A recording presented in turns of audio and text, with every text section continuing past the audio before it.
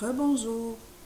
Je viens juste de terminer de raconter l'histoire d'une chenille qui devient un papillon et j'avais envie de vous proposer de fabriquer un papillon qui pourrait ressembler un petit peu à celui de l'histoire.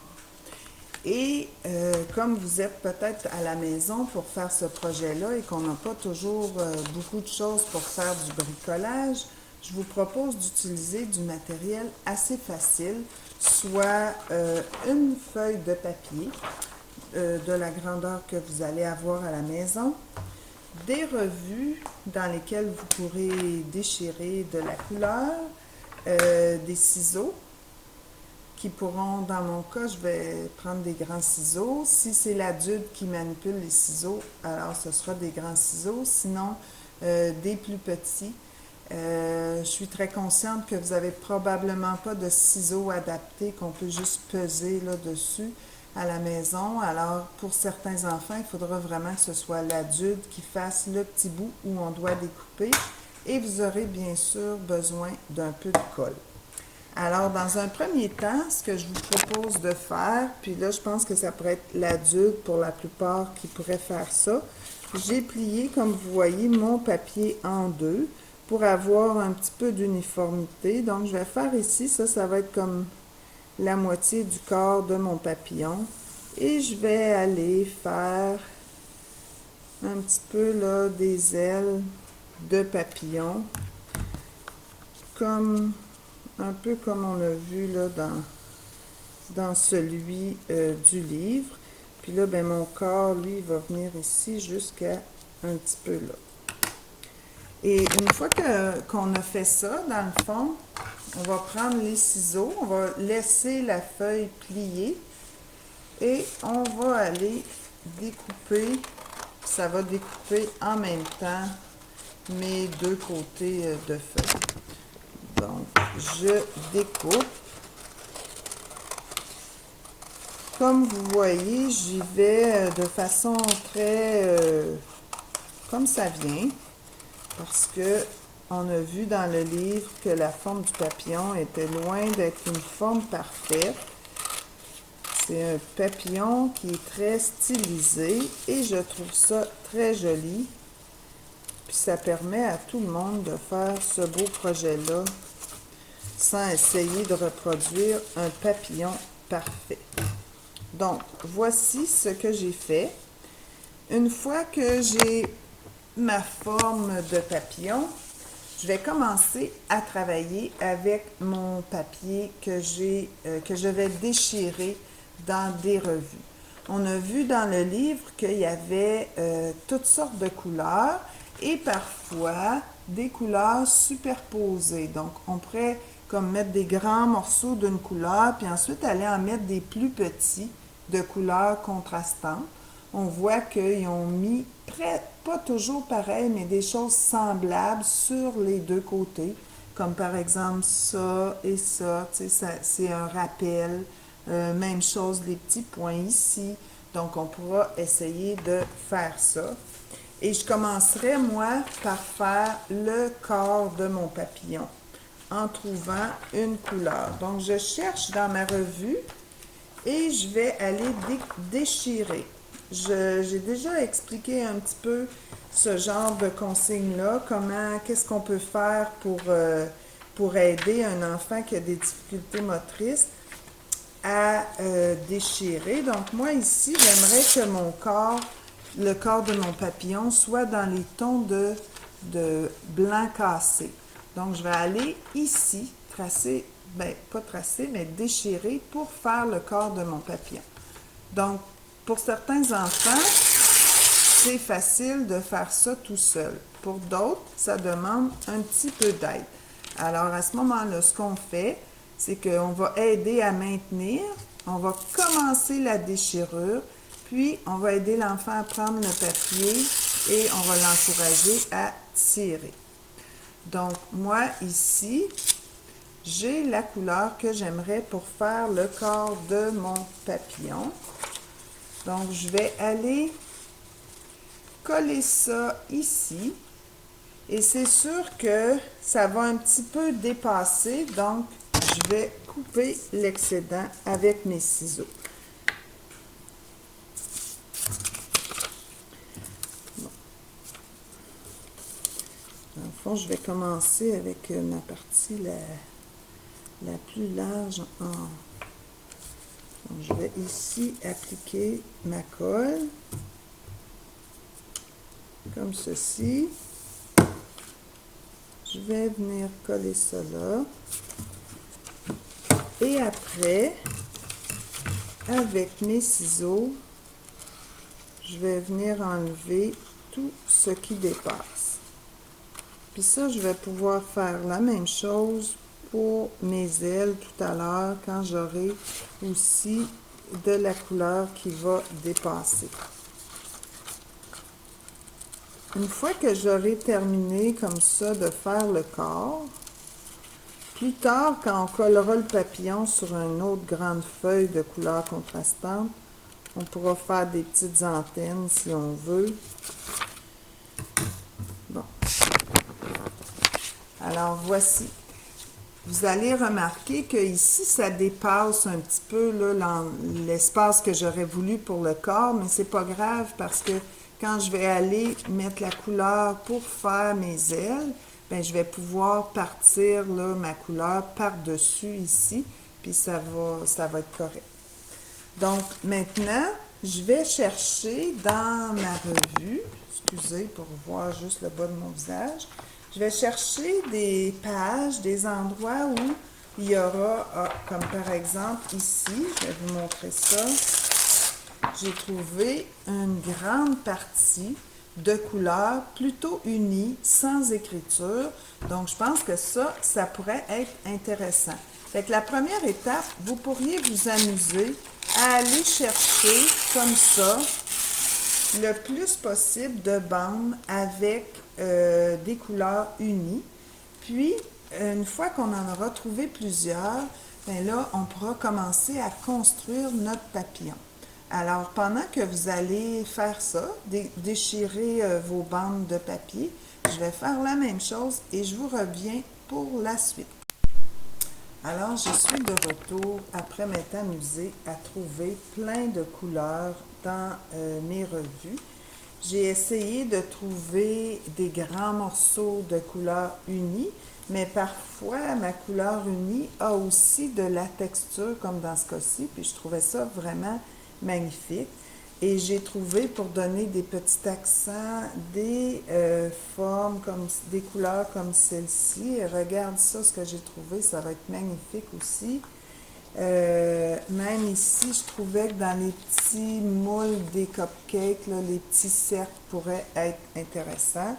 Donc, je vais commencer, puis je vais commencer à coller. Alors, ce que je vais faire, je vais essayer pour commencer de couvrir tout mon papillon et ensuite aller ajouter des couleurs par-dessus. Donc, je vais vous montrer un petit peu comment je vais travailler. Puis ensuite, là, je pourrai faire une pause, le compléter et vous revenir. Alors, par exemple, des bandes comme ceci, j'en ai deux. J'ai réussi à trouver deux bandes comme ceci.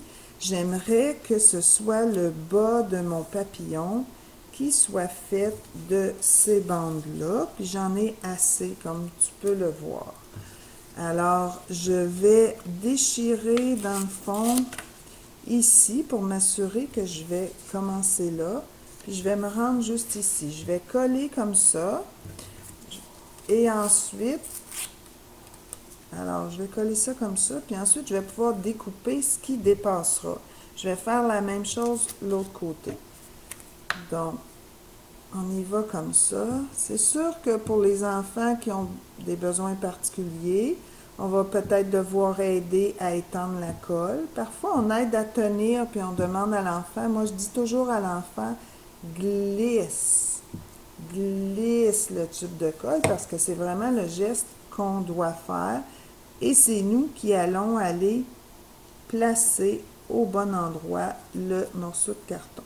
Là, j'ai un peu exagéré. J'ai mis de la colle partout, même si, dans le fond, il y a une partie où je n'ai pas besoin de colle. Puis j'avais dit que j'allais rapetisser mon corps, donc j'aurais dû peut-être là, venir faire ça ici. Fait que je vais rajouter un morceau.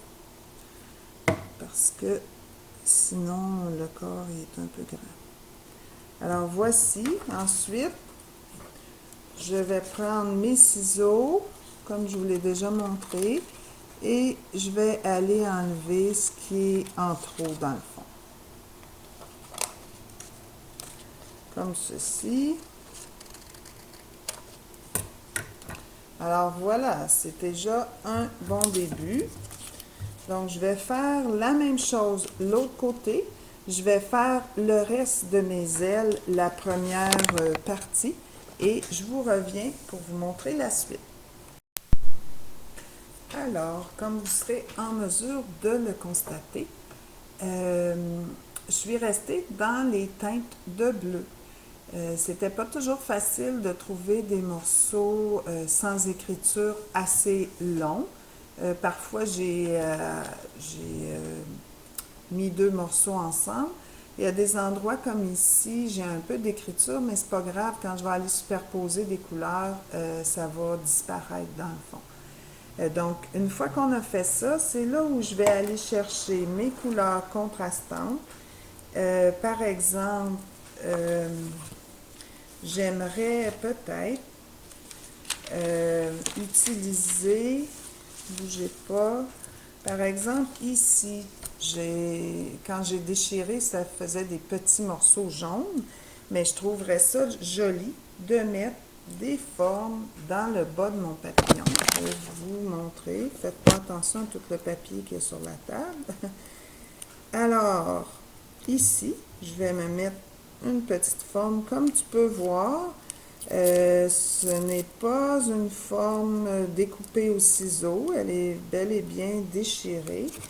Puis, c'est ça qui va faire que ça va être joli, je trouve.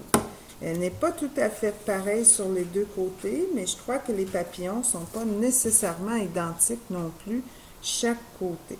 Donc, moi, j'ai bien aimé ça. Puis, j'aurais envie, sur cette partie de l'aile-là, de mettre une bande, en fait deux bandes jaunes. Une à chaque bout. Je vais les faire à peu près la même grandeur, mais pas nécessairement la même largeur. Et je la ferai partir ici, du bout du corps, finalement, près du corps. Donc, je vais aller, l'autre côté, ça finit un peu plus pointu. Je vais essayer de... C'est sûr que là, l'adulte va venir aider pour déchirer des morceaux plus petits. Puis moi, je mets la colle dans les airs, là, mais pour vous, il faudra la mettre sur la table pour que l'enfant soit capable de glisser son tube de colle. Je travaille en fonction de la vidéo pour accélérer un petit peu le processus. Alors moi, je trouve le bas de mon papillon bien joli de cette façon-là. Et j'avais trouvé aussi ce bleu-là que je trouvais assez intéressant. Donc, je vais aller, dans ce cas-ci, peut-être mettre une bande sur mon bleu foncé. Alors, je vais le déchirer encore plus petit et je vais venir mettre cette belle couleur bleue sur le bleu plus foncé, comme ceci. Et je vais faire la même chose de l'autre côté. Vous comprendrez qu'il n'y aura pas, on va être plusieurs personnes à faire ce papillon-là et personne n'aura un papillon pareil et c'est ça qui est magnifique. Parce que dans la vie, c'est comme ça, les papillons sont uniques et les personnes aussi.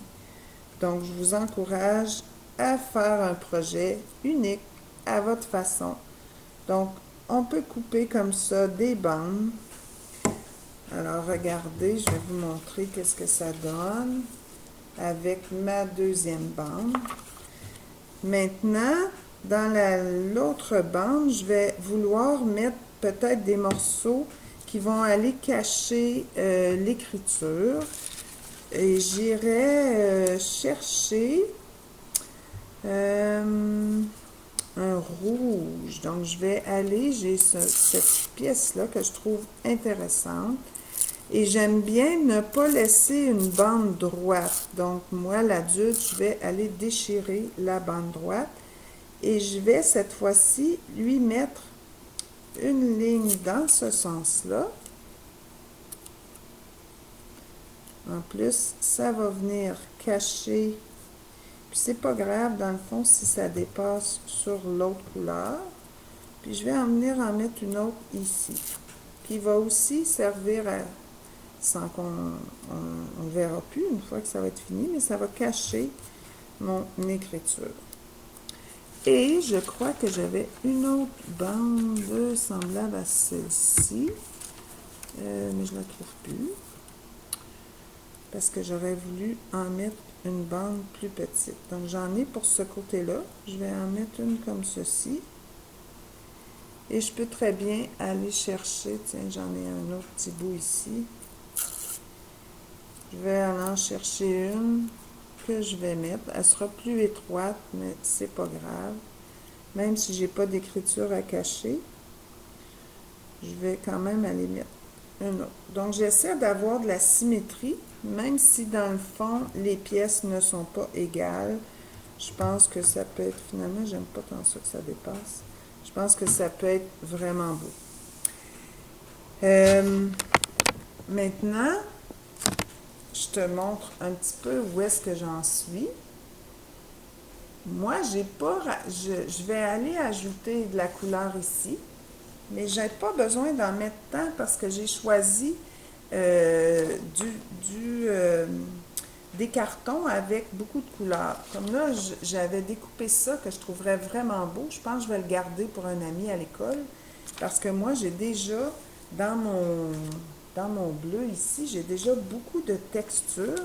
Ce que j'ai envie de faire dans cette texture-là, c'est d'aller, je vais te montrer, je vais prendre du orangé, puis je vais déchirer des petits morceaux que je vais aller mettre dans chacun des cercles comme ceci. Je pense que ça pourrait être joli. Alors, je vais aller mettre à mon papillon des genres de petits points qui sont pas très ronds parce que je les coupe avec mes mains. Puis c'est correct. C'est vraiment un projet où on y va avec, il n'y a rien de précis à faire dans ce projet-là. Là, pas de, voyons, mes doigts commencent à être collants. Alors, je coupe comme ça d'autres petits morceaux. Comme vous voyez, on peut mettre des bandes, on peut mettre des gros morceaux, on peut mettre des plus petits morceaux. On peut choisir, comme j'ai fait dans cette bande-là, de ne pas en mettre trop aussi. Ça peut être très joli. Je vais plutôt mettre ici.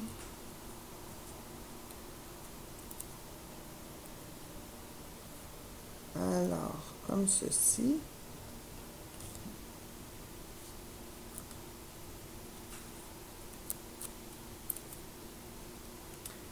Je vais avoir bien hâte de voir mes amis qui vont faire ce projet-là. Qu'est-ce qu'ils vont me sortir comme papillon. Donc, je terminerai peut-être. Alors, voici ce que ça a l'air avec mes petits picots. Moi, je le trouve déjà pas mal intéressant, mon papillon. J'irai juste peut-être ajouter un petit quelque chose à chaque extrémité ici.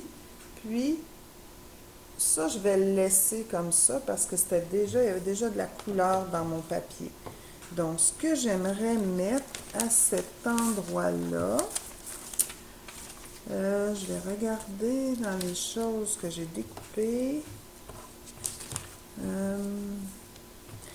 Je ne veux pas trop mélanger de couleurs. J'avais coupé plein de roses, mais je trouve que je préfère rester dans les teintes que j'ai.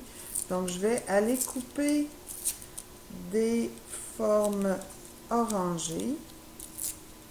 Donc, une forme un petit peu ovale que je vais aller mettre à l'extrémité de ma surface turquoise. Donc, je colle ça à l'instant. J'en mets un ici. J'en mets un autre ici.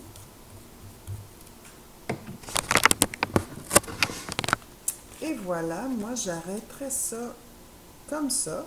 Je serai prête à coller mon papillon sur un carton contrastant ou une feuille de papier. Dans le fond, ça pourrait être ma feuille de papier blanc de tout à l'heure.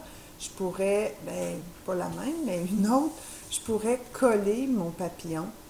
Et dans le fond, je vais le faire pour pouvoir vous montrer ce que ça va donner.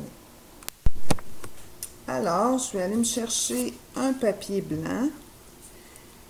Ça pourrait être un carton jaune, un carton... ça pourrait être un noir, mais étant donné que mon papillon est assez foncé avec ses bleus, je pense qu'il va sortir plus sur un papier blanc. Quoique j'aurais trouvé ça très joli sur un papier jaune ou même orangé, mais j'en avais pas ici du bon format. Donc, je colle mon papillon et par la suite, là, ça va prendre un adulte pour aider, dans le fond, à faire les antennes. Et je te reviens avec un crayon. Alors, si on regarde ici dans le livre, hein, on voit des grandes antennes, des yeux et même des pattes. En fait, j'avais jamais vu que des papillons pouvaient avoir des pattes. Donc, je vais tourner mon dessin pour que tu le vois dans le bon sens. Alors, on va venir ici, faire des yeux.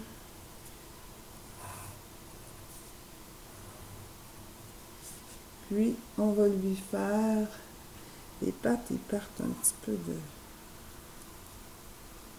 d'ici, là.